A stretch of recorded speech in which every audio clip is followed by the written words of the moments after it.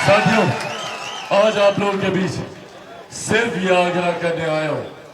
देश ने 2 चरण के चुनाव देख लिए और इन 2 चरण के चुनाव में जिस तरीके से रुझान सामने आ रहे हैं, एक बात स्पष्ट है, एक बात तय है कि हमारे मौजूदा प्रधानमंत्री आदरणीय नरेंद्र मोदी जी तीसरी बार देश के प्रधानमंत्री बनने जा रहे हैं। इसमें किसी तरीके का कोई संदेह नहीं। बस अब ये एक अहम जिम्मेदारी आप सबके ऊपर है कि जब हमारे प्रधानमंत्री तीसरी बार देश के प्रधानमंत्री बने तो ऐसे में उनके बगल में खगड़िया लोकसभा से जो प्रत्याशी यहाँ का प्रतिनिधित्व करे, जो व्यक्ति सिमरी बख्तियारपुर का प्रतिनिधित्व करे, जो सहरसा जिले का हमारा प्रतिनिधित्व करने वाला जो सांसद हो, वो एक ऐसा व्यक्ति हो जो प्रधानमंत्री के बगल में बैठकर आप लोगों से जुड़ी समस्या का समाधान कर सके, जो प्रदेश में मुख्यमंत्री नीतीश कुमार जी के बगल में बैठकर आप लोगों की जुड़ी परियोजनाओं को पारित करा सके। ऐसे में राजेश वर्मा एक ऐसे प्रत्याशी है जो यहां से जीतकर जाएंगे तो प्रधानमंत्री के बगल में बैठने का काम करेंगे, मुख्यमंत्री जी के साथ मिलकर आप लोगों की समस्या का समाधान करने का काम करेंगे। साथियों, एक तरफ हमारे देश के प्रधानमंत्री हैं जिन्होंने पिछले 10 सालों में दिन रात एक ईमानदार प्रयास किया कि कैसे ज्यादा से ज्यादा गरीब वर्ग से आने वाले लोगों को मुख्य धारा के साथ जोड़ा जाए। उन्होंने जहां एक तरफ हमारे देश की अर्थव्यवस्था को मजबूत कर देश की एक बड़ी आबादी 25 करोड़ से ज्यादा लोगों को गरीबी रेखा से बाहर निकालने का काम किया, तो वही उन्होंने इस बात को भी सुनिश्चित किया कि समाज के हर वर्ग को उसका उचित सम्मान मिलना चाहिए। महिलाओं के लिए उन्होंने शौचालय बनाने का काम किया, तो वहीं उज्ज्वला योजना देकर भी जितनी महिलाओं के स्वास्थ्य को हानि होती थी चूल्हा चौखट के धुएं से, वहां पर भी इनको उज्ज्वला योजना से राहत देने का काम किया। वहीं कोई गरीब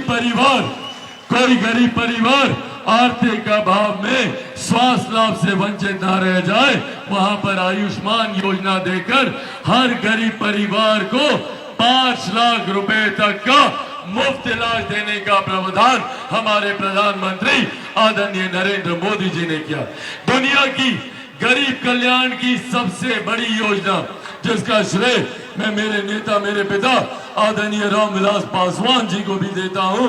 उन्होंने प्रधानमंत्री गरीब जन कल्याण अन्न योजना के तहत आज भी देश में 81 करोड़ लोगों को मुफ्त में राशन दिया जा रहा है।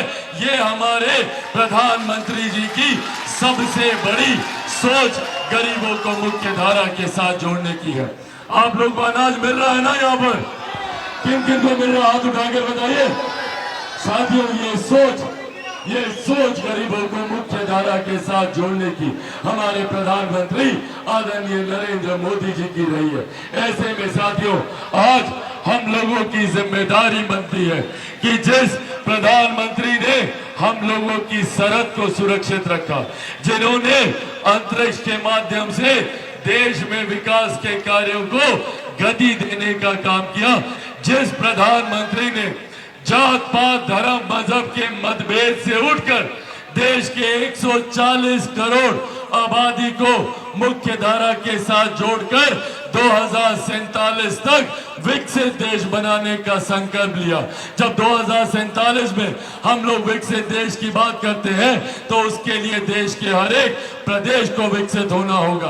बिहार जैसे प्रदेश, बिहार का हर एक जिला, हर एक प्रखंड, हर एक पंचायत, हर एक गांव को विकसित होना होगा।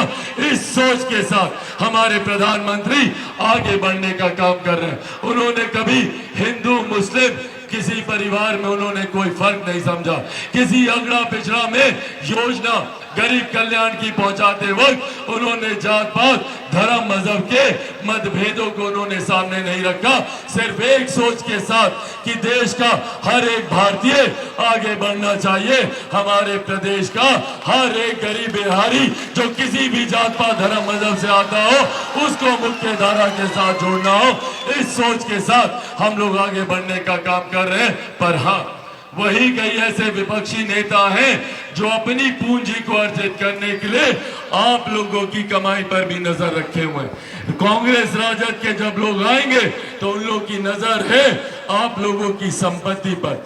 आजकल इनहेरिटेंस टैक्स लगाकर ये लोग चाहते हैं कि जितनी जमीन जायदाद, जितना भी चाची आप लोग गहना जेवर अर्जित किए हैं ना, 55% जो एक आम किसान, एक गरीब किसान की जो छोटी जमीन होगी उसका भी 55%, आप लोगों की संपत्ति का 55% कांग्रेस और राजद के लोग हथियाने की सोच के साथ आगे आ रहे हैं। इसीलिए साथियों, हम लोगों को जागरूक रहने की जरूरत है।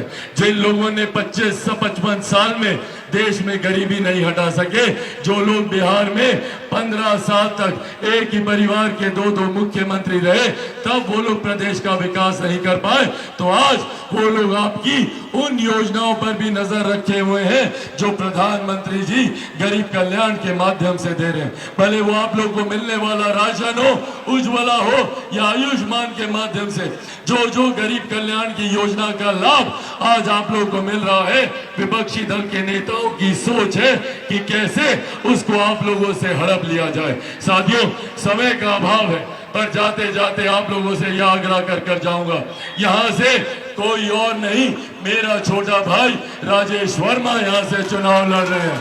और जब आप लोग राजेश वर्मा जी को यहाँ से जिताकर भेजिएगा तो आप लोगों का वोट सिर्फ राजेश वर्मा के लिए नहीं, आप लोगों का सांसद चिराग पासवान भी यहाँ से होगा, ये भी वादा आप लोगों से करके जाता है। साथियों, अंत में 7 तारीख को आप लोगों के द्वारा दिया गया एक एक वोट प्रधानमंत्री जी को प्रधानमंत्री बनाएगा, मुख्यमंत्री जी को मजबूती देगा, आदरणीय जीतन राम मांझी जी को मजबूती देगा, उपेंद्र कुशवाहा जी को मजबूती देगा और आपके बेटे, आपके भाई चिराग पासवान को भी मजबूती देने का काम करेगा। ऐसे में 7 तारीख को कौन से नंबर पर, सब लोग दिखाइए 2 नंबर, कौन सा छाप, कौन सा छाप, वो देखिए सामने कौन सा छाप, हेलीकॉप्टर छाप, इसी पर बटन दबाना है, दबाइएगा ना। दोनों हाथ उठाकर जोरदार ताली से अपना आशीर्वाद दे दीजिए। बहुत बहुत धन्यवाद। जय हिंद, जय भारत।